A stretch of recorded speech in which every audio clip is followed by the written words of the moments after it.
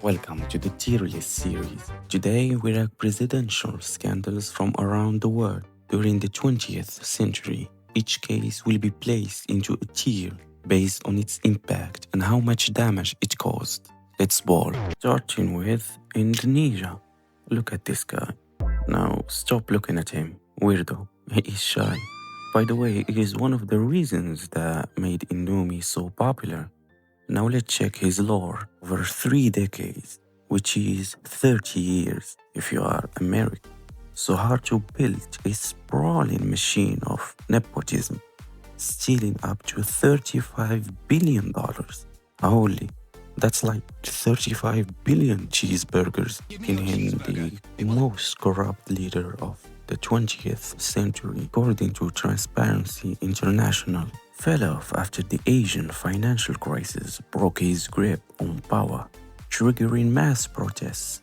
And his resignation, well, he didn't invest in the healthcare system. Smart, in my opinion, since poor health saved him from trial. Indonesia later established robust anti-corruption commissions. That's it, A tier you go. Passport bro's favorite destination, Philippines. Ferdinand Marcos. Gosh, the stereotype about Filipino names is true, looking like a character from South Park. Anyway, let's check his lore. Was ruled via martial law. That just makes me wonder about Uranus law. Anyway, orchestrating the murder of political rivals like Senator Aquino, and he looted an estimated $100 billion from the state. Gosh, that's like 100 billion cheeseburgers. I'm sorry, anyway. He fell off after the 1986 People Power Revolution forced him into exile. While he died before facing full justice, the scandal remains a deeply traumatic scar on the nation. $100 billion alone, that's really in this tier. Filipinos are hard workers, I guess. Moving on to Brazil, Fernando Collor de Mello. This was Brazil's first democratically elected post-dictatorship president, and he was caught in a massive bribery ring, with millions funneled into secret campaign accounts. The fallout, he resigned right as his Senate impeachment trial began. It proved the new democracy could peacefully remove a corrupt leader. He was later convicted by the Supreme Court in 2023. Common Brazil W. D tier. Now literally Brazil's neighbor, Argentina. I guess football is not the only field they compete in.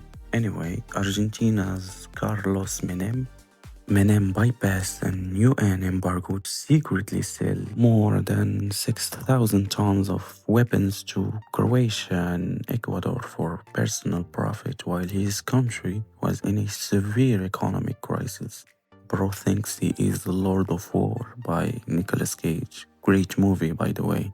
Fell off in 2013. He became Argentina's first elected ex-president convicted of a crime, sentenced to 7 years, though senatorial immunity kept him out of prison.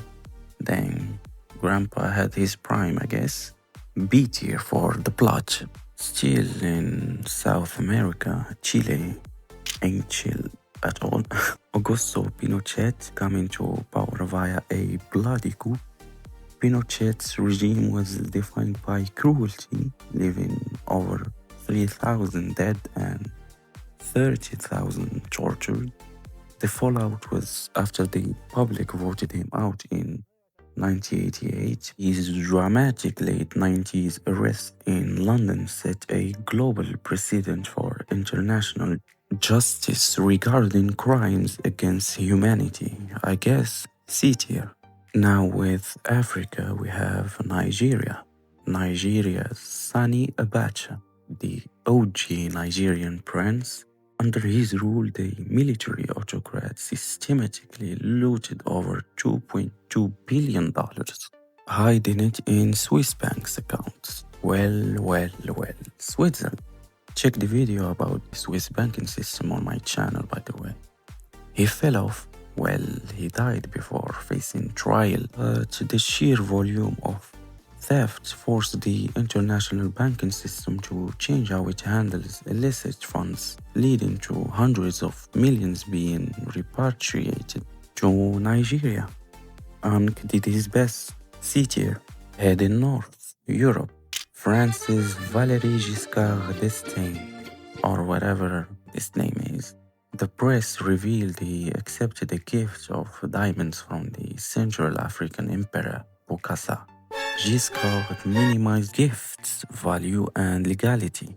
That's it. Bro just loves ice. While not formally illegal, it was a moral disaster that destroyed his credibility and costed him his 1981 re-election bid. Man, E tier. Moving to Italy, Giovanni Leone, the honorary president, was implicated in taking bribes. By who, Tony Soprano? Take it easy. Anyway, all real Italians are in New Jersey. Bro got caught taking bribes from American aerospace company Lockheed. Well, that's bad looking at the history of Lockheed Martin. He fell off since he became the first Italian president since fascism, forced to resign. It exposed deep rot in Rome and sparked aggressive party financial reform. C tier for calzone. I smell freedom, North America, and I'm sure everyone expected it. Richard Nixon. In 1972, burglars tied to Nixon's re-election campaign were caught infiltrating the Democratic headquarters. Supreme Court mandates forced Nixon to release secret audio tapes proving the orchestrated witness tampering and a massive cover-up. Facing certain impeachment, Nixon became the first U.S. president to resign. It permanently shattered public trust, like it was before, I don't know, birthed modern investigative journalism, and spurred strict campaign finance reforms. I think this scandal is overrated. I mean, come on. Are we surprised about whatever goes on in USA? Spying is the whole American brand, whole departments and movies are made about this. For the plot though, I will give bro a solid A tier. Finally, South Korea. Chan Do-hwan. Look at the guy. In another timeline, K-pop girls are going crazy over him. He is a military bold dictator with a receding hairline who violently crushed the 1980 pro-democracy student uprising in Gwangju. He fell off in a massive victory for the rule of law. He was tried and convicted in 1996 for treason and corruption, though later pardoned to promote national healing. The trial firmly established civilian control over the military. Great plot. A tier. Gosh, this rooster